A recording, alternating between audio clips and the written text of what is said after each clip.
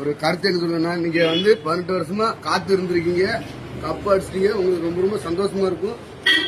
ஆனா எங்களுக்கு வந்து வெறியில கோபமா வருது, மண்டையெல்லாம் பிக்கி. விராட் கோலிக்கு ரொம்ப ரொம்ப சந்தோஷம்.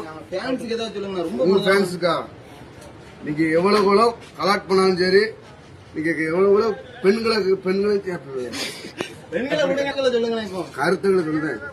ஆர்சி ஃபேன்ஸுக்கு ரொம்ப ரொம்ப தவறு வந்து நீங்க ஓவரா ஓட்டினா நாங்க அதுக்கு மேல ஓட்டுவோம். மறுபடியும் என்னைக்குமே வெற்றி தான். தொலைச்சு போடும் தொலைச்சு.